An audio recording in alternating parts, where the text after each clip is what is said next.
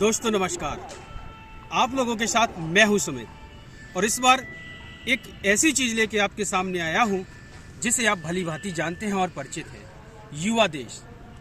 भारत को युवा देश कहा जा सकता है क्योंकि यह कहना कोई गलत नहीं है कि भारत युवा देश है, क्योंकि यहाँ पर युवाओं की संख्या बहुत अधिक है और यहीं पर आपको ऐसे डिग्रीधारी युवा भी मिल जाएंगे जो कहीं फुटपाथ पर पकौड़े तल रहे होंगे तो कहीं गेहूं की बोरी उठाकर पल्लेदारी और हम्माली कर रहे होंगे।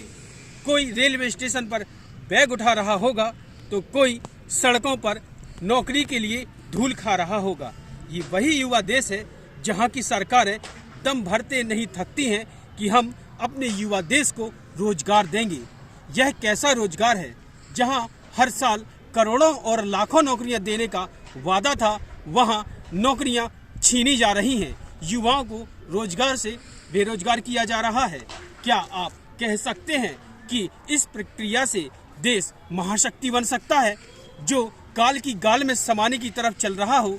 भले ही किसी पार्टी के द्वारा कहा गया हो कि अच्छे दिन आएंगे, लेकिन क्या अच्छे दिन इन्हीं को माने जब हमारे संविदा कर्मियों को अपना काम छोड़कर सड़कों पे उतरकर हड़ताल करनी पड़ रही है?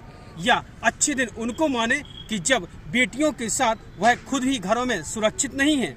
या अच्छे दिन उन्हें माने कि अपराध का ग्राफ लगातार बढ़ता जा रहा हो? या अच्छे दिन उन्हें माने कि कोई भी संगठन हो कहीं ना कहीं जाकर सड़कों पर जाम लगा देता है?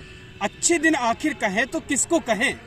और ऊपर से हम एक महाशक्ति होने का दम भरते हैं। हम महाशक्ति होंगे और बनेंगे, लेकिन उससे पहले नीयत साफ करनी पड़ेगी।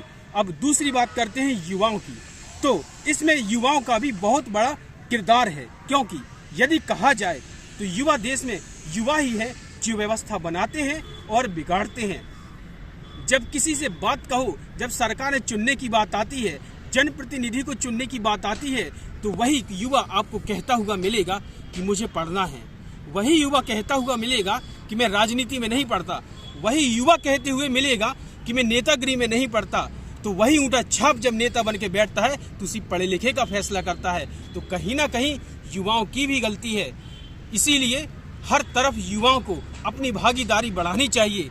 जनप्रतिनिधि को जात पात पर या किसी लोभ लालच में आकर मत नहीं देना चाहिए, बल्कि एक शिक्षित और जुझारू नेतृत्व करने वाले बैकग्राउंड को देखकर, उसका इतिहास देखकर एक अच्छे जनप्रतिनिधि को चुनना चाहिए जिसने कुछ किया हो या आगे कुछ करे।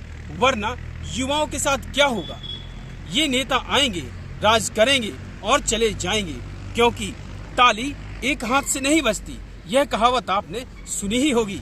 तो यह कहावत यहाँ भी चरितार्थ होती है। जब युवा देश की राजनीति में अपना हक कद बढ़ाएंगे तो बेशक जनप्रतिनिधि भी युवा ही होंगे। तो युवा सोच होगी, युवा भारत होगा, युवा रोजगार होगा और हर जगह संपन्न होंगे। दिन अच्छे तभी आएंगे और उससे भी पहले नियत साफ करनी पड़ेगी। कथनी और करनी को बदलना होगा। फिर किसी नए विषय के साथ हम आपसे फिर मिलेंगे। जब तक के लिए जय श्री राम।